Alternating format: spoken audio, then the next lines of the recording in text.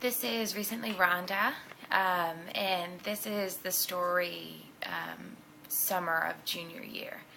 And this part of the story is basically like my grandmother, she would always give us curfews, like make sure that you girls are in by midnight. And I was always the person that like needed to make sure everyone was like there and whatever, and like I would get in trouble if we were not in on time. Nobody else would, because I was viewed as the most responsible one there, which I don't know what you were thinking, Graham, but you are out of your mind. I love you, but you are crazy. So she would always like be like, yeah, you guys have to be in by midnight, and I'd haggle with her, like, how about 2? And she'd be like, how about 11? And I would say, how about 4? And then she would say, all right, cool, we'll settle on like 1:30 or whatever. So I'd always haggle her. And then we would always come in late, And she knew I was lying. I don't know why she didn't call me out, but she didn't. So we would always come in like an hour to like 4 hours after we were supposed to be back, like past curfew. So we would, like, I would go and she'd be like, she used to wait on the couch, and then, after being late so many fucking nights in a row and she had work in the morning, she kind of gave up on that. And I came up with a plan, and I was like, all right, Graham, this is what we'll do. I said, when we get in, I'll just come upstairs, I'll wake you up, and I'll let you know that we're there, so you don't have to sleep on the couch, i.e., or catch us coming in late all the time. So I developed like this new little thing where we would come in completely wasted and high and fucked up and whatever. Walk upstairs to our room, probably like after I brush my teeth or whatever, and I like walk up to her room and I like sneak next to her and like, hey Graham, we're back. Like, sorry, it's later than like curfew, but like I totally forgot to come up here and like tell you that I was home. Like I've been there this entire time. We were just eating and causing a ruckus or whatever. Like, I'm sorry. So I totally forgot. It's not that I was not here. I just totally forgot. Total bullshit lie. Like, she knew it. I knew it.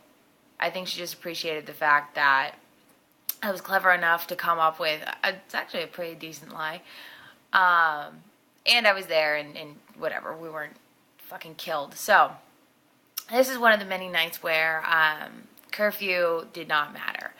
But I was very honest with them. Like, if they asked me a straight up and direct question, I'm this way with everyone, I have to tell the truth. There's no white lie. There's no leaving shit out. There's no, you know what I mean? Like, some of those stories that you tell and you kind of leave some stuff out or, embellish a little bit or whatever just for the sake of the story.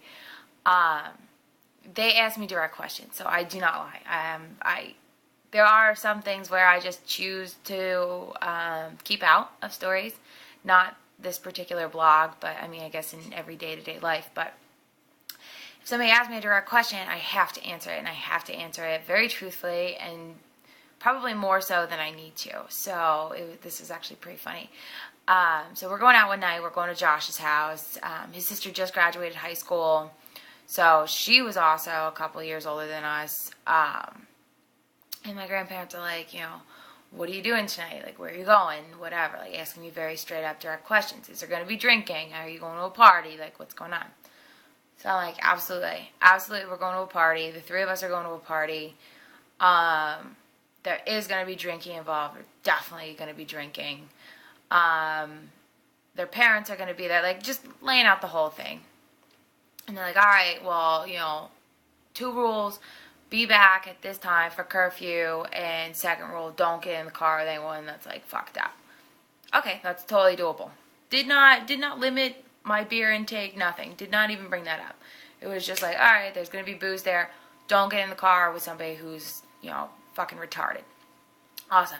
Get to this party. The party's awesome. Like, Josh's house, he fucking lives on this farm that's ginormous. Like, he owns basically the entire street. He owns, like, horses and sheep and farm animals and whatever. And I'm from Albany, New York originally, but like Albany's not as country as country, that people think it is, because it's not really at all.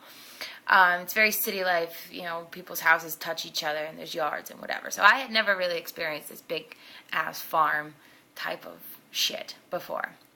So we get there and we get to the backyard and there are just like buckets upon buckets, upon cooler, like troughs and shit filled with ice and booze, like literally more booze than your eyes could even handle, let alone your stomach. So there's so many people there. The backyard is obviously huge. The people are riding horses around and stuff. It was so weird. So we had a really good time at the party. The next day, or 2 days later, or whatever, Josh's family, they enter fairs every year, like contests for their sheep or whatever. So they shear sheep and whatever, and they get prizes and badges and shit. I don't even know. But Josh, since Josh knew that I kind of like thought it was hot, he was like, yeah, you want to come like help me clean these sheep and fucking cut their hair and shit, shear sheep? And I'm like, fuck yes. I've never sheared a sheep before. When else am I going to fucking shear a sheep? Never. I'm in. And I had nothing better to do anyways. So I'm sitting there. He brings out like this big tub full of like goo. And it just looks milky and creamy. And it looks like, it looks gross. And it feels just like the same thing. So it's like gooey and gross and whatever. So he literally just sticks his hands in, scoops up a bunch of this fucking nasty shit and starts like rubbing into the sheep and stuff. And I'm like, oh, God, this is not what I signed up for. You said that I was going to be cutting hair, okay, not fucking clean poop off your sheep. So I clean poop off a sheep, basically. Stick your hand in this gross little bucket, which is apparently soap, but it did not look like soap. It looked like cum. It was gross. You're like scrubbing sheep, poop everywhere. It was gross. Nastiest thing ever. So I sheared sheep for the first time in my life that weekend, which was awesome. Came back in completely wasted, as usual. And what we did was every single time we came back wasted, before we went to the playhouse, which was set all the way in the backyard, we didn't have a bathroom in the playhouse or a kitchen, which we probably would have never left that fucking building had we had all that stuff. So we had to go into the house to like go to the bathroom and like eat and whatever. And since we were so like drugged out and drunk and just a hot mess in general, we would come back and we would like cook a bunch of shit, and then just pig out. Like I was so overweight back then. But me and Lisa and Maggie would all like sit around wasted, and like my grandparents had this awesome like I don't know, it's a place where you could sit or whatever, kind of like a nook off the countertop, but there was cabinets above.